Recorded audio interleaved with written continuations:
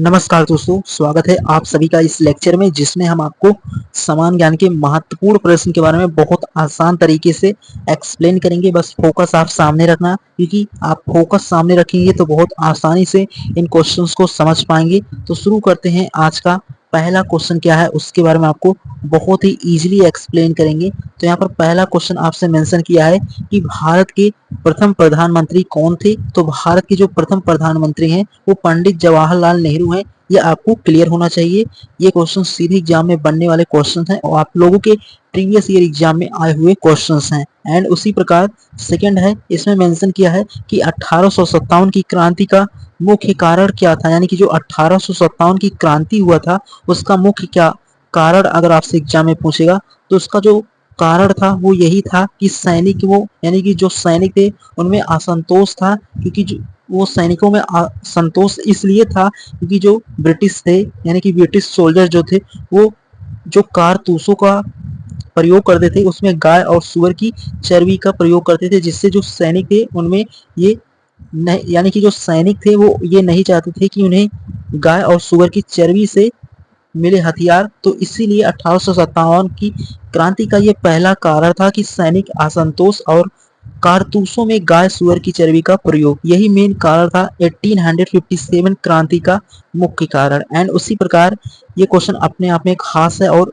हर एक एग्जाम में बनने वाला क्वेश्चन है। इसमें मेंशन किया है कि महात्मा की यानी कि जो महात्मा की उपाधि गांधी जी को किसने दिया था। तो ये आपको क्लियर होना चाहिए। तो जो महात्मा की उपाधि गांधी जी को दिया था वो कौन सब यानी कि कौन व्यक्ति थे। तो रविन्द्रनाथ टैगोर यही जो थे, इन्होंने ही महात्मा गांधी को महात्मा की उपाधि दिया था।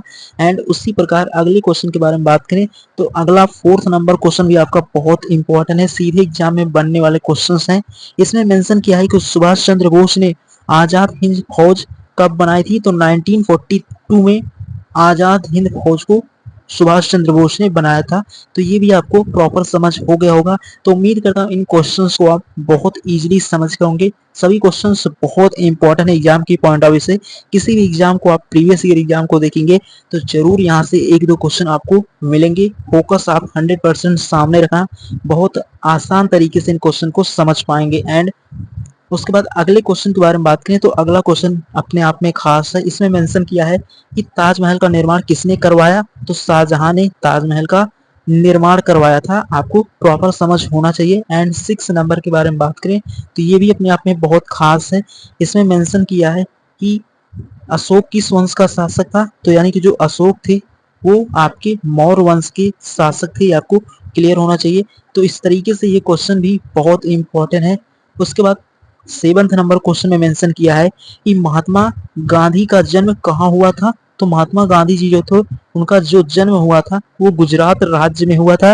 लेकिन आपसे ये पूछेगा कौन से स्थान पर हुआ था। तो गुजरात राज्य में पोरबंदर एक स्थान था, वहीं पर महात्मा गांधी का जन्म हुआ था। ये आपको प्रॉपर समझ होना चाहिए था। एंड उसी प्रकार 8 नंबर तो बहुत इंपॉर्टेंट है कि जो प्लासी का युद्ध कहाँ हुआ था यानी कि कब हुआ था। तो 1757 में प्लासी का युद्ध हुआ था। ये आपको क्लियर होना चाहिए। तो बहुत इंपॉर्टेंट है प्लासी का युद्ध, जो सीधे एग्जाम में बनता है। हर एक एग्जाम में अगर हिस्ट्री के पोर्शन से क्वेश्चन बनेगा तो 100% श्योरिटी है कि इस युद्ध के बारे में जरूर पूछ सकता है। तो आपको इनके बारे में प्रॉपर समझ हो गया होगा।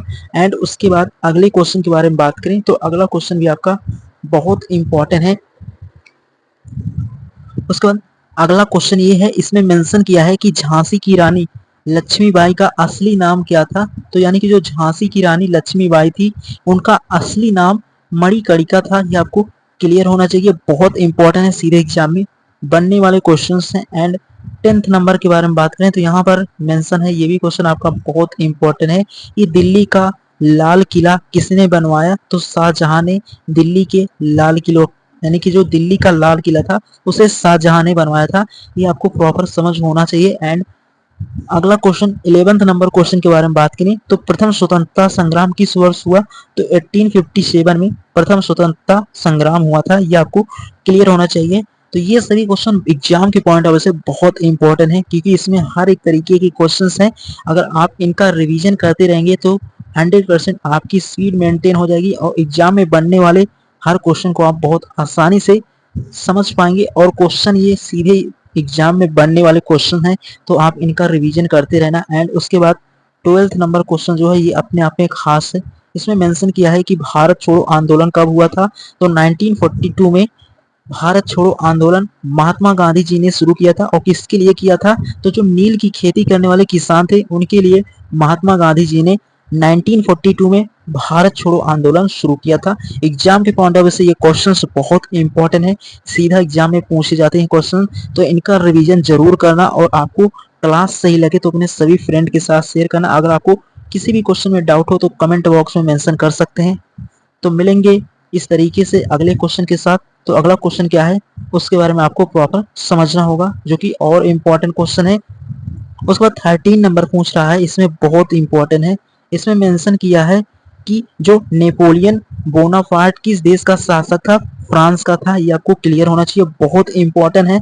एंड उसी प्रकार 14 नंबर क्वेश्चन के बारे में बात करें, सीधा एग्जाम में बनने वाले क्वेश्चन है कि भारत का संविधान कब लागू हुआ था, तो 26 जनवरी 1950 को भारत के संविधान को लागू किया गया था, 26 जनवरी 1950 को।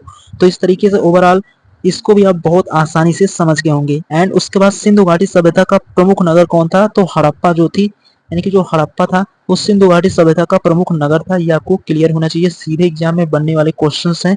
एंड उसी प्रकार 16 नंबर क्वेश्चन के बारे में बात करें तो ये अपने आप में खास है। इसमें बोल रहा है कि दादा भाई, एंड उसके बाद अगला क्वेश्चन था 16 नंबर, इसमें पूछ रहा है कि दादा भाई नौरोजी को क्या कहा जाता था, तो दादा भाई नौरोजी को grand old man of India यानी कि भारत का वृद्ध पुरुष कहा जाता है। ये आपको क्लियर होना चाहिए, सीधे एग्जाम में बनने वाले क्वेश्चंस हैं। तो उम्मीद करता हूँ आप इन सभी क्वेश्चन को यहाँ तक बहुत आसान तरीके से समझ गए होंगे। एंड उसके बाद अगले क्वेश्चन के बारे में बात करें, अगला क्वेश्चन आपका सीधा एग्जाम में बनने वाला क्वेश्चन है, बहुत इंपॉर्टेंट है। आप किसी भी प्रीवियस ईयर एग्जाम को देखेंगे तो उसमें जरूर ये क्वेश्चन पूछ सकते हैं। तो क्वेश्चन क्या है आपका कि जलियांवाला बाग हत्याकांड कब हुआ था, तो 13 अप्रैल 1919 यानी कि 13 अप्रैल 1919 को जलियांवाला बाग हत्याकांड हुआ था। ये बहुत बड़ा इवेंट हुआ था इस दिन, ये आपको क्लियर होना चाहिए, बहुत इंपॉर्टेंट है। एंड उसके बाद अगले क्वेश्चन के बारे में बात करें तो अगला क्वेश्चन भी आपका बहुत इंपॉर्टेंट है कि चंपारण आंदोलन का नेतृत्व किसने किया था, तो जो चंपारण आंदोलन हुआ था उसका नेतृत्व महात्मा गांधी जी ने किया था। ये आपको क्लियर होना चाहिए। एंड उसी प्रकार 19 नंबर क्वेश्चन भी अपने आप में खास है। इसमें मेंशन किया है कि वंदे मातरम गीत किसने लिखा था, तो वंदे मातरम जो गीत लिखा था उसके ऑथर यानी कि लेखक के बारे में बात करें तो जो बंकिम चंद्र चट्टोपाध्याय हैं वही वंदे मातरम गीत को लिखा था। ये आपको प्रॉपर समझ होना चाहिए, बहुत इंपॉर्टेंट है। तो इस तरीके से आप 19 नंबर क्वेश्चन को बहुत आसान तरीके से समझ गए होंगे। एंड उसके बाद अगले क्वेश्चन के बारे में बात करें तो अगला क्वेश्चन आपका 20 नंबर क्वेश्चन, ये भी अपने आप में खास है। इसमें मेंशन किया है कि आर्य समाज की स्थापना किसने की, तो आर्य समाज की स्थापना करने वाले हैं स्वामी दयानंद सरस्वती जो थे वो आर्य समाज। तो इस तरीके से आर्य समाज की जो स्थापना करने वाले हैं वो स्वामी दयानंद सरस्वती हैं। ये आपको क्लियर होना चाहिए, बहुत इंपॉर्टेंट है। एंड उसके बाद अगले क्वेश्चन के बारे में बात करें तो अगला क्वेश्चन आपका बहुत इंपॉर्टेंट है कि भारत का सबसे बड़ा राज्य क्षेत्रफल के अनुसार जो है वो आपका राजस्थान जो है वो सबसे बड़ा राज्य है क्षेत्रफल के अनुसार। एंड उसी प्रकार बात करें भारत की सबसे लंबी नदी जो है वो सबसे बड़ी नदी के बारे में पूछेगा तो वो गंगा नदी हो जाएगा। ये भी आपको प्रॉपर समझ होना चाहिए। एंड उसी प्रकार 23 के बारे में बात करें तो भारत पर सबसे बड़ा महासागर कौन सा है, तो भारत पर जो सबसे बड़ा महासागर है वो आपका प्रशांत महासागर जो कि भारत का सबसे बड़ा महासागर है। ये आपको क्लियर होना चाहिए, ये भी क्वेश्चन बहुत इंपॉर्टेंट है एग्जाम के पॉइंट ऑफ व्यू से। एंड 24 क्वेश्चन के बारे में बात करें तो 24 में मेंशन किया है आपका, इसमें बोल रहा है कि सूर्य के सबसे निकट ग्रह कौन सा है, तो जो सूर्य है आपका, सूर्य के सबसे निकट जो ग्रह है वो है आपका बुध। ये आपको प्रॉपर समझ होना चाहिए था। तो ये भी क्वेश्चन आप बहुत आसान तरीके से समझ गए होंगे, बहुत इंपॉर्टेंट है। एंड उसके बाद 25 के बारे में बात करें तो ये भी अपने आप में खास है। इसमें मेंशन किया है कि भारत की राजधानी क्या है, तो भारत की जो राजधानी है वो नई दिल्ली है। ये आपको क्लियर होना चाहिए। एंड उसी प्रकार अगला क्वेश्चन के बारे में बात करें, हिमालय पर्वत की सबसे ऊंची चोटी कौन सी है, तो हिमालय पर्वत की जो सबसे ऊंची चोटी है वो माउंट एवरेस्ट है। ये भी आपको क्लियर होना चाहिए। एंड उसी प्रकार नीलगिरी पर्वत श्रृंखला कहाँ स्थित है, तो दक्षिण भारत में आपको क्लियर होना चाहिए कि जो नीलगिरी पर्वत है वो दक्षिण भारत में स्थित है, ये आपको क्लियर होना चाहिए। सीधे एग्जाम में बनने वाले क्वेश्चन है। एंड 28 क्वेश्चन के बारे में बात करें, ये भी इंपॉर्टेंट है कि भारत का राष्ट्रीय जल चिन्ह कौन सा है, तो गंगा नदी जो है वो भारत का राष्ट्रीय जल चिन्ह है, ये आपको क्लियर होना चाहिए। तो उम्मीद करता हूँ अगर आपका फोकस सामने रहा होगा तो आप इन 28 क्वेश्चन को बहुत इजीली समझ गए होंगे, बहुत इंपॉर्टेंट है। एंड उसके बाद अगले क्वेश्चन के बारे में बात करें तो अगला क्वेश्चन भी आपका बहुत इंपॉर्टेंट है। तो इस तरीके से आप इस क्वेश्चन को देखेंगे तो यहाँ पर मेंशन है पृथ्वी का, यानी कि जो पृथ्वी पर सबसे ठंडा स्थान कौन सा है, तो पृथ्वी पर जो सबसे ठंडा स्थान है वो वास्टॉक स्टेशन यानी कि जो अंटार्कटिका में है, ये आपको समझना है, बहुत इंपॉर्टेंट है। एंड उसी प्रकार इस तरीके से अगला क्वेश्चन हो जाएगा, पूछ रहा है पृथ्वी की कुल सतह पर कितने प्रतिशत भाग पर जल से ढका हुआ है, यानी कि पृथ्वी का कितना परसेंट भाग जो है वो आपका जल से ढका हुआ है, तो 71% आपका जो पृथ्वी पर भाग है वो जल से ढका हुआ है। एंड उसी प्रकार अगला क्वेश्चन आपका बहुत इंपॉर्टेंट है, इसमें बोल रहा है भारत की सबसे ऊंची चोटी का नाम क्या है, तो भारत की सबसे ऊंची चोटी का नाम जो है वो कंचनजंगा है, ये आपको क्लियर होना चाहिए। एंड अगला क्वेश्चन आपका ये भी बहुत इंपॉर्टेंट है, सीधे एग्जाम में पूछा जाता है कि थार मरुस्थल कहाँ स्थित है।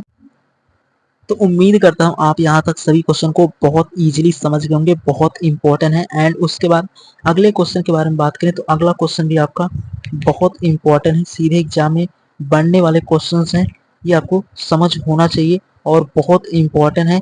तो अगला क्वेश्चन आपका है, इसमें बोल रहा है कि भारत में सबसे अधिक वर्षा कहाँ होती है और किस राज्य में होती है, ये आपसे सीधे एग्जाम में पूछेगा।